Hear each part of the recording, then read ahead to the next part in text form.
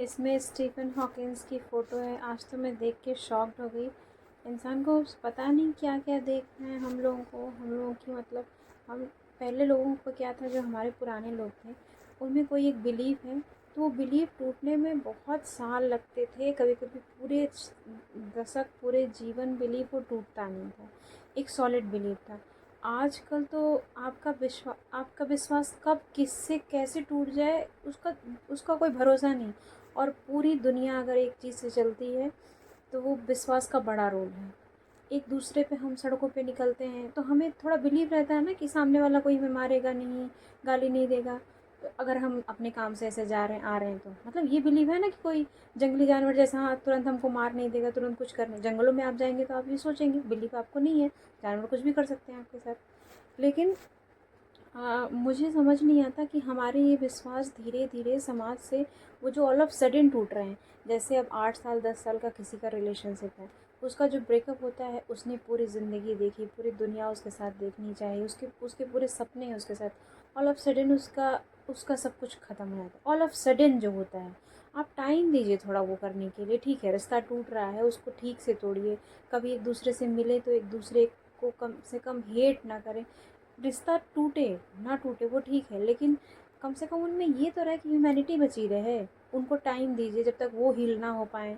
रिश्ते को ऐसे ख़त्म नहीं करना चाहिए। ऐसे ही मैं सोचती हूँ कि कल को मैं बिल गेट्स को कोई अच्छा माने, कल को हम किसी को अच्छा मान रहे हैं, कोई साधु को, कोई संत को, कोई बिलियनियर को, कोई मिलियनियर को, कोई प्रधानमंत्री को, राष्ट्रपति को, कोई उलेमा को, कोई संत, इनको पुजारियों को, चर्च वाले पुजारियों को।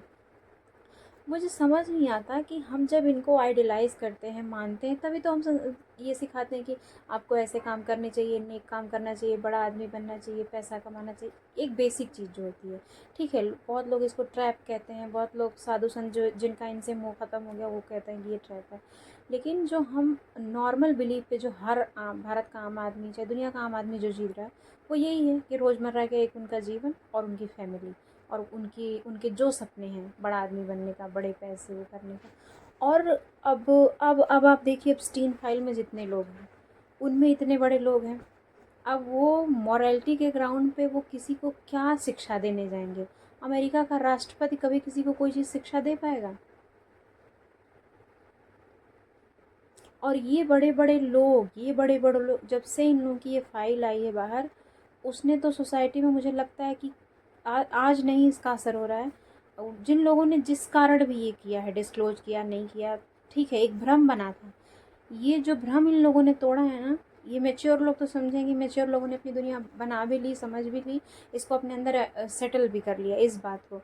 लेकिन जो टीनेजर्स हैं, जो बच्चे हैं, जो छोटे लोग हैं, जिनको अभी बहुत सिखाना है, जो दुनिया को जो चलाएंगे, उनको आप क्या सिखाएंगे? कल को वो आए, अगर आपके घर में उन बच्चों ने पूछा कि आपने बहुत मानव कल्याण करने वाले एक आदमी का दुनिया में नाम दिया, तो चलिए बिल गेट्स का दिया कि हाँ, उसके जैसा कमाना, अर्न भी करना है और अपनी प्रॉपर्टी का दान देना है।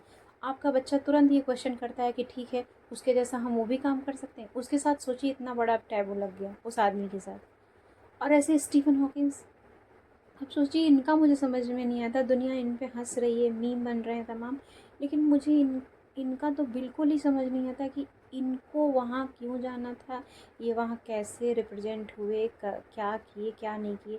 सच तो अब वही जाने जिसके साथ हुआ, जिसके साथ नहीं हुआ।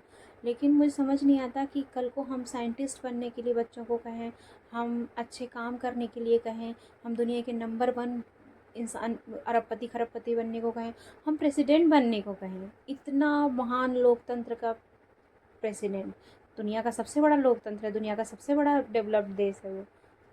अब उन लोगों पे जो दाग लगाए हैं, हम अपने बच्चों को क्या बनना सिखाएंगे? वो लोग खुद आके जवाब दें सोसाइटी को।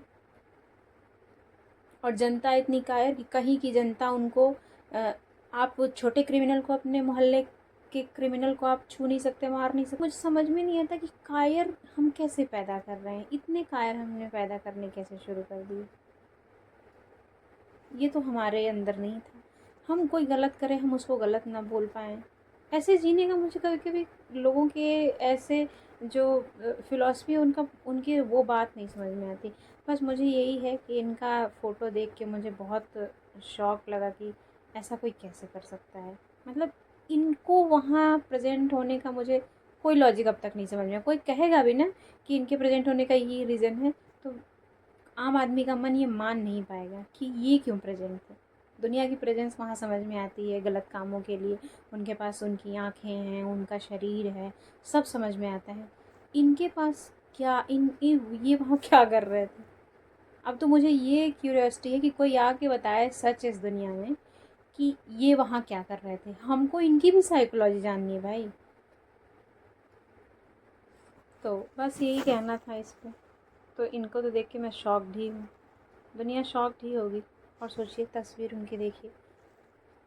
एक तो अभी अभी एक स्माइली, वो मेरे पास फ़ोटो नहीं है, वो उसमें अभी तो इनके चेहरे पे स्माइल नहीं है, उसमें उन्होंने फ़्रॉक पहनी है और उसमें उनके चेहरे पे स्माइल है।